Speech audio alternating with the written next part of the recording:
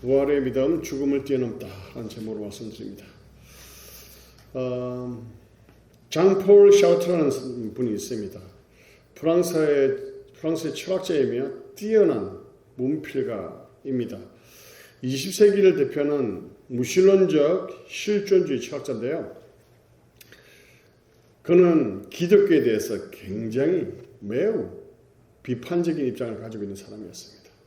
그래서 인간은 종교적인 어떤 가르침 없이도 충분히 선을 수 있다고 주장을 했습니다. 그리고 기독교의 천국과 지옥에 대한 그 진리를, 기독교의 교리를 강하게 비판하는 사람이었습니다. 그런데 그가 노년에 폐수종이라는 병에 걸립니다. 그래서 의사로부터 곧 죽게 될 것이다 라는 이야기를 듣습니다. 프랑스의 자부심이며 지성이며 대표적인 대철학자가요, 그 이야기를 듣고 나서 의사에게 욕을 하면서 물건을 던지며 행패를 부리기 시작합니다. 이러한 행동은요, 임종을 맞이할 때까지 이게 계속된다는 것이죠. 이러한 샤르트르의 죽음을 본 사람들은요, 굉장히 실망했습니다. 왜냐하면 그가 인간의 선한 의지와 그리고 자긍심을 주장하며 그런 종교적인 가르침이 없이도 충분히 선할 수 있다고 주장해 왔기 때문에 그렇습니다. 그런데 그 대철학자가 그 죽음 앞에서 그토록 두려워했기 때문에 그렇습니다.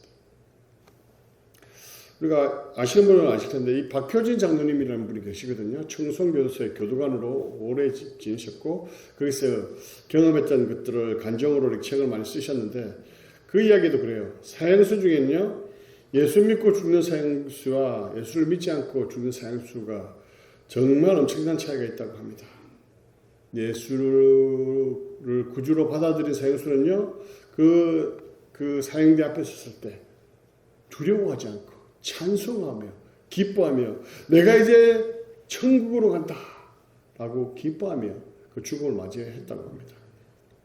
그러나 그렇게 복음을 전해도 믿지 않았던 사형수들은요, 안 끌려가려고 그렇게 욕을 하고 심지어는 배설물까지 쏟아내며 침을 뱉으며 미친 사람처럼 고함치며 두려워서 그 죽음을 맞이하지 않으려고 발버둥 친다고 합니다.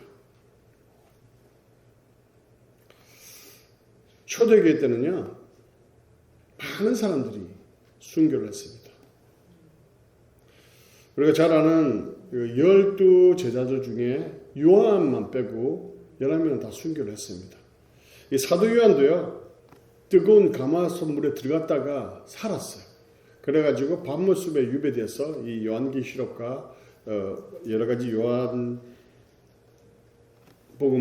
요한일서의 그 말씀을 기록하는데요. 그림 잠깐 보이시겠습니까? 이게 그림이 딱 맞지는 않지만 저러한 그 최후를 맞이했거든요. 세베대 아들 야고보는요, 칼로 참술당해서 순교를 했습니다. 베드로는 우리가 잘 아는 것처럼 내가 예수님처럼 바로 이렇게 십자가에 못 박혀 죽을 수 없다 해서 거꾸로 십자가에 못 박혀 순교했습니다. 마태는요, 에디오피아에서 사역을 하다가 칼에 맞아 고통받으며 순교했습니다. 그리고 안드레는 그리스 에데사에서 붙달려가지고 십자가형으로 X자형으로 달린 거기서 매달려서 죽을 때까지 계속해서 매달린 상태에서 그들에게 복음을, 자기에게 십자가를 못 박은 사람들에게 복음을 전했다고 합니다. 그러다가 창에 찔려 죽었다고 해요. 도마, 인도에서의 복음을 전하다가 창에 찔려 죽습니다. 빌립도 소아시아 지역에서 선교를 하다가 히에라폴리스에서 십자가형으로 죽습니다. 알페의 아들 야고보는요, 예루살렘 군중에게 돌과 몽둥이를 맞아서 순교합니다. 또 다데오 유다는요, 메소포타미아에서 복음을 전하다가 전쟁용 무기니까 굉장히 막 잔인하게 고통이 컸겠죠. 그래서 맞아서 죽었다고 해요. 열심당원이었던 시몬은요, 이집트에서 복음을 전하다가 톱에 켜져서 죽임을 당했다고 합니다. 가론주자 대신 마띠아가 사도가 되잖아요. 마띠아는 에디오피아에서 사역하다가 손도끼에 맞아서 죽었습니다. 그리고 마지막으로 나다나엘로 알려진 바돌로메, 가장 극적인 죽음을 맞이하는데요. 아르메니아에서 사역을 하다가 산채로 껍데기가 벗겨져서 이렇게 죽었다고 합니다. 어떻게 이 제자들은 이렇게 죽음 앞에서도 두려워하지 않게 되었을까요? 오늘 본문을 한번 살펴보겠는데요. 넘겨주세요. 네, 저 내용들입니다. 같이 읽겠습니다. 시작. 안식 후 첫날 새벽에 이 여자들이 그 준비한 향품을 가지고 무덤에 가서 우리가 이제 누가복음을 계속 강해오지 않았기 때문에 조금 설명이 필요하지만 잘 아시는 것처럼 예수님께서 십자가에 못 박혀 죽으시고 안식일이 지난 후에 새벽에 여자들이 이 무덤에 갑니다. 그죠?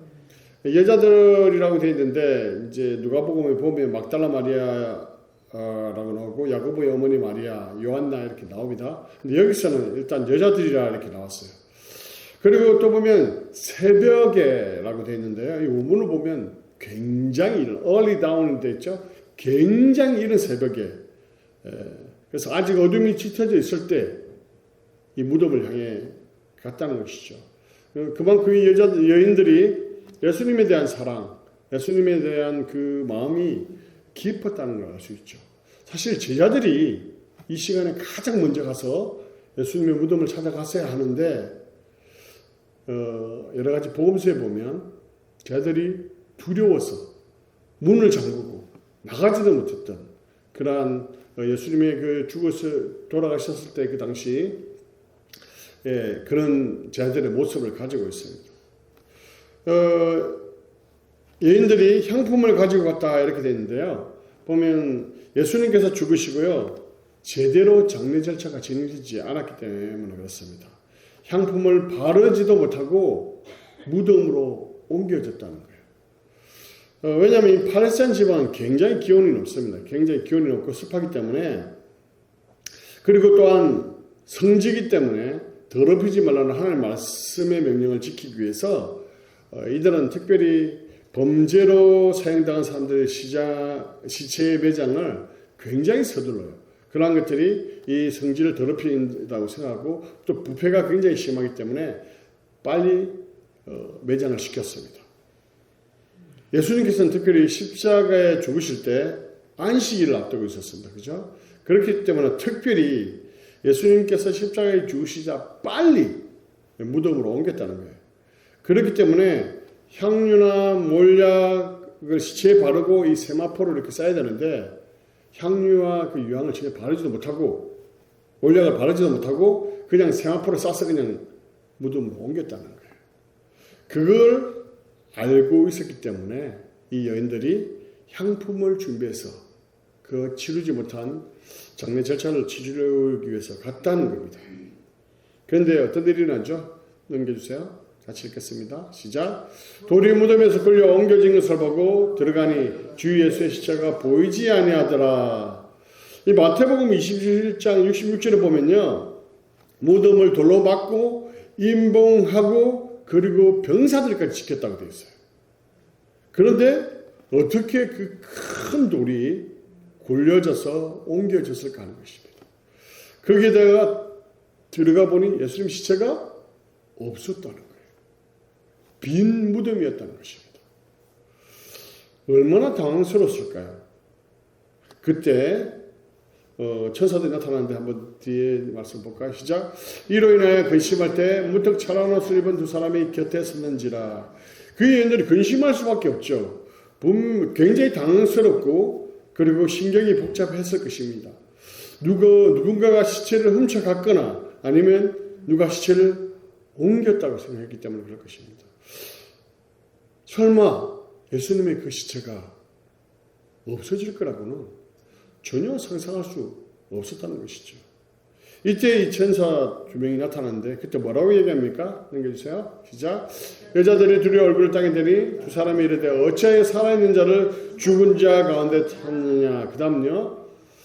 여기에 계시지 않고 살아나셨느니라. 갈릴리에 계실 때에 너희에게 어떻게 말씀하셨는지를 기억하라. 사실 이 여인들도 예수님께서 갈릴리에 복음을 전하실 때 내가 분명히 다시 살아날 것이라고 말씀을 하셨어요. 그러나 이 여인들은 그 말씀을 제대로 이해를 하지 못하고 있었던 것이죠. 그래서 예수님의 몸에 향품을 바르기 위해 간 겁니다. 다시 살아날 것을 제대로 이해하고 알고 있었다면, 그리고 그것을 믿었다면 향품을 준비해서 갈 이유가 없었겠죠. 그런데 그렇기 때문에 사실 사람이 죽었다가 다시 살아나는 거, 이걸 믿는다는 게 쉬운 일일까요? 쉽지 않을 것입니다. 그때 이 두 천사가 말씀을 상기시킵니다. 7절 같이 보겠습니다. 시작. 이러시기를 인자가 죄인의 손에 넘겨져 십자가에 못 박히고 제3일에 다시 살아나야 하리라 하셨느니라 한데 그들이 예수의 말씀을 기억하고, 이 말씀을 듣고 여인들은 예수님의 말씀을 기억했다는 거예요. 천사의 말을 듣고 그 말씀을 제대로 깨닫게 되다는 거예요. 그리고 믿게 됐다는 것입니다. 예수님을 직접 만나지도 못했습니다. 직접 보지도 못했습니다. 그런데도 그 빈 무덤만으로 말씀에 근거해서 예수님의 그 부활을 믿게 되었다는 것이죠. 여인들은 예수님을 직접 보지도 못했습니다. 만나지도 못했지만 말씀에 근거하여 예수님께서 부활하신 것을 믿고 11 사도와 다른 제자들에게 부활의 소식을 전했다는 것이죠. 다음 말씀 넘겨주세요. 시작. 이 무덤에 들어가 이 모든 것을 11 사도와 다른 모든 이에게 알리니, 하나 더요. 이 여자들은 막달라 마리아와 요한나와 야고보의 모친 마리아라. 또 그들과 함께한 다른 여자들도 이것을 사도들에게 알리니라. 여기서 특별히 이렇게 처음에는 이름을 넣지 않다가 왜 가로를 넣어서 이렇게 이름을 넣었냐면 이유가 있습니다. 왜냐하면 이들의 믿음이 얼마나 대단한지를 부각하기 위해서요. 그렇기 때문에 이름을 기록하는 것이죠. 왜냐하면 이 여인들이 이 빈 무덤만을 보고도 부활을 믿고 그것을 증거했기 때문에 그렇습니다. 그런데 제자들의 반응은 어떻습니까? 11절 보겠습니다. 시작. 사도들은 그들의 말이 허탄한 듯이 들려 믿지 아니하나. 사도들은 그들의 말을 어떻게 했다고요? 허탄한 듯 들었다 이야기입니다. 이 허탄하다는 뜻은 헬라어로 보시면요 레고스라고 하는데, 레로스라고 하는데요. 넘겨주세요. 헛한 말, 어리석은 소리, 정신 나간 소리라고 들었다는 거예요. 정신 착란 상태에서 병자들이 행설수설하는 그런 말이라는 뜻이거든요. 저렇게 이해를 했다는 것입니다.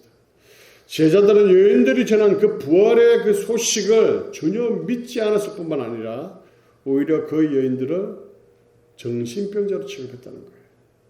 여기서 믿지 않다라는 표현은요, 미완료형으로 쓰고 있는데요. 계속 믿지 않는 상태로 있었다는 거예요. 사도들은 혹시나 살아나지 않았을까? 라는 그런 고민조차도, 생각조차도 없었다는 것을 알 수 있습니다. 그러나 12절을 보시면요, 같이 보겠습니다. 베드로는 일어나 무덤에 달려가서 구부려 들여다보니 세마포만 보이는지라 그된 이를 놀랍게 여기며 집으로 돌아가리라. 그러나 베드로는 무덤으로 달려가 빈 무덤 속에 담겨진 세마포를 발견합니다. 그러나 그것을 예수님의 부활로 연결시키지 못해요. 그리고 어린둥절하게 놀랍게 여기며 이상하게 생각했다는 것입니다. 이와 같이 예수님의 수제자인 베드로조차도 예수님의 부활을 확신하지 못하는 것을 보면 부활을 믿는다는 것은 인간의 이성으로 이해하는 것이 쉽지 않다는 것을 우리가 알 수 있습니다. 그런 제자들에게 예수님께서 다시 찾아오시죠. 그리고 구약의 그 예언의 성취가 바로 예수님의 그 고난과 죽음과 부활을 통해서 이루어졌다고 말씀해 주십니다. 그게 44절 45절 말씀인데 같이 읽겠습니다. 시작. 또 이르시되 내가 너희와 함께 있을 때에 너에게 말한 바 곧 모세의 율법과 선지자의 글과 시편의 나를 가리켜 기록된 모든 것이 이루어져야 하리라 한 말이 이것이라 하시고 이에 그들의 마음을 열어 성경을 깨닫게 하시고 이러한 예수님의 말씀 가운데 제 아들의 마음이 열렸다는 거예요. 눈이 열렸다는 것입니다. 그리고 성경을 깨닫게 되었다는 것입니다. 예수님의 고난의 의미와 죽음과 부활을 깨닫게 되었다는 것입니다. 46절, 47절, 48절 같이 읽겠습니다. 시작. 또 이르시되 이같이 그리스도가 고난을 받고 제3일에 죽은 자 가운데서 살아날 것과 또 그의 이름으로 제3을 받게 하는 회개가 예루살렘에서 시작하여 모든 족속에 전파될 것이 기록되었으니 너희는 이 모든 일의 증인이라. 그리고 이 예수님의 부활에 대해서 말씀하시고요. 이 부활의 복음을 전하는 증인이 되라. 이렇게 말씀하고 있다는 거예요. 예수님의 제자들도요. 처음에는 이 부활을 믿지 못했다는 거예요.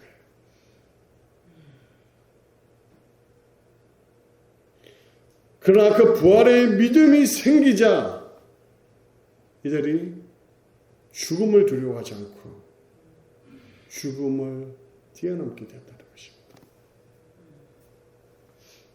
사람들은요, 지난주에도 말씀드렸지만 모두 죽음을 두려워합니다. 그러나 죽음을 두려워하지 않는 사람들이 있어요. 그들이 누구냐면 바로 부활의 믿음을 가지고 있는 사람들입니다.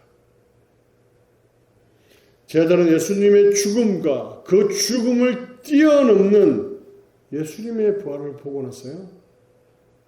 변화되었다는 것입니다. 세상의 유혹을 이기고 죽음의 공포를 넘어설 수 있었다는 것이죠. 바로 부활의 믿음 때문에 그렇다는 것입니다. 부활을 확실하게 믿었던 그 제자들은요. 다 죽음 앞에서 두려워하지 않고 순교했다는 것입니다. 예수님이 잡히실 때 모든 가 도망갔고 베드로조차도 배신하고 도망갔습니다. 그러나 부활을 목격한 후에는 그 죽음의 길을 두려워하지 않았다는 것입니다. 초대교회 때 굉장히 박해가 많았는데요. 그 고난과 박해 속에서 그 그리스도인들은 카타콤이라는 어둠의 그 동굴 속에서 그 세미한 그 동굴 속에서 그 틈 사이로 들어오는 그 빛만을 바라보며 그 부활의 소망을 가지고 그 고난들을 이겨내었다는 것입니다. 그들에게 부활의 믿음이 있었기 때문에 그렇습니다. 13세의 세비오 폴리오는요. 투기장에서 쫓겨 숨겨 죽으면서 이렇게 이야기했습니다. 나는 죽어도 좋습니다. 그러나 나는 예수 그리스도를 배반할 수 없습니다. 제롬은요. 불에 타 화형당하면서 불길 속에서 이렇게 이야기했습니다. 내 영혼을 하나님께 올려드립니다. 한 기족은요. 단두대에서 이렇게 고백합니다. 내 마음을 조사해 보라. 내 마음은 오직 그리스도를 향한 사랑밖에 찾을 수 없을 것이다. 청교도 목사였던 정낙설은요. 임종시에 이렇게 고백합니다. 그리스도 안에 살고 그리스도 안에 죽으니 내 육신이 죽음을 두려워하지 않았다. 이렇게 얘기합니다. 한국의 금단교회를 개척하신 고 김환란 박사는요. 이렇게 유언을 했습니다. 내가 죽거든 장성곡을 부르지 마라. 승리의 행진곡을 불러달라. 이렇게 고백했습니다. 이것이 부활의 믿음을 가지고 있는 사람들의 모습이라는 것이죠. 오늘날에도 이 부활의 믿음으로 죽음을 뛰어넘는 사람들이 있습니다. 2020년에 부활 그 증거라는 다큐멘터리 영화가 있는데요. 개봉됐는데 저는 보지는 못했습니다. 어제 그 내용들, 요약들, 그 다음에 간증들 이런 것들 봤는데 거기에 소개된 천정은 자매라는 자매 이야기가 이렇게 나오는데요. 그 이야기를 잠깐 말씀을 드리고 말씀을 정리하기로 합니다. 그녀는 피아니스트였습니다. 그리고 유복한 가정에 부족함이 없이 자랐습니다. 그런데 어느 날 암이 찾아옵니다. 30대 후반의 그 젊은 나이임에도 불구하고 암이 찾아왔는데요. 말기암이에요. 말기암. 유방암세포가 척추와 골반과 허리에 온몸에 퍼졌습니다. 굉장히 뼈의 암은 굉장히 고통스럽거든요. 수술조차 할 수 없는 그런 죽음의 문턱에 서 있게 되었습니다. 그때 유일하게 찾을 수 있는 것은 예수님밖에 없었어요. 그리고 그 가운데 깊은 성령의 체험을 통해서 그리고 많은 지인들의 기도와 복음을 통해서 그 암이 사라집니다. 그런데 얼마 후에 다시 암이 재발합니다. 그런데 이 자매는 그 가운데서도 절망하지 않습니다. 왜? 부활의 주님을 만났기 때문에. 부활이라는 이 영화를 촬영할 당시만 해도요, 항암 65차까지 받았어요. 저도 이렇게 항암, 아버님께서 이제 암으로 돌아가셨기 때문에 항암을 받는데요, 덩치가 굉장히 좋으셨거든요. 와, 이거 항암을 받으니까요, 그냥 금세 비쩍 마르시더라고요.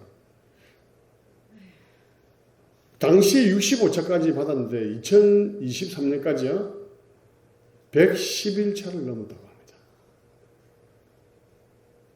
65차의 항암을 견뎌낸 사람의 이야기도 들어본 적이 없는데 이 자매는 118차, 지금 더 됐을지도 모르겠습니다. 놀라운 기적이 아닐 수 없습니다. 무엇보다 예수님의 그 부활을 믿고 난 뒤에 죽음에 대한 두려움에서 벗어났다고 합니다. 그리고 고백하는데요, 암은 자신에게 선물이었다라고 고백합니다. 그리고 죽음은 소망이다라고 고백을 합니다. 그래서 이 자매가 같이 암으로 고통받는 사람들에게 찾아가서 복음을 전하고 하는데요, 자기도 힘들 거잖아요. 근데 항상 얼굴이 밝아요. 그리고 그 이유가 뭐냐면 자신이 암 환자이기 때문에 두려워하면서 아니면 슬픈 가운데 예수를 믿으라고 하면 그것이 어불성설이고 위선이기 때문에 자신이 믿고 확신한 것을 확실하게 전하고자 하여서 기쁨으로 복음을 전한다고 합니다. 천정은 자매, 누구나 힘들어하는 죽음의 끝에서 암과 싸우고 있습니다. 그러나 마음으로는 전혀 힘들지 않다고 합니다. 왜요? 부활의 믿음이 있기 때문에 그렇습니다. 순교를 앞둔 이들의 눈앞에서 그 죽음의 두려움과 공포, 그것을 이겨낼 수 있었던 가장 큰 동력은요, 바로 부활에 대한 믿음 때문에 그렇습니다. 이렇게 부활의 믿음은요, 죽음을 뛰어넘습니다. 죽음을 두려워하지 않게 한다는 것입니다. 말씀을 결론을 드리기로 합니다. 부활을 믿지 못했던 제 아들은요, 죽음의 두려움에 휩싸여 있었습니다. 그러나 그 부활의 그 믿음이 생기자 죽음을 뛰어넘었다는 것입니다.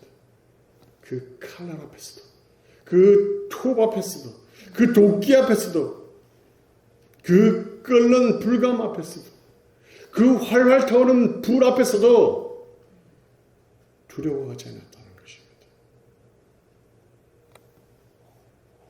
사랑하는 성도 여러분, 우리가 부활의 믿음을 가지고 있으면요, 때로는 죽음과 같은 이런 인생의 문제를 만날 때가 있을 것입니다.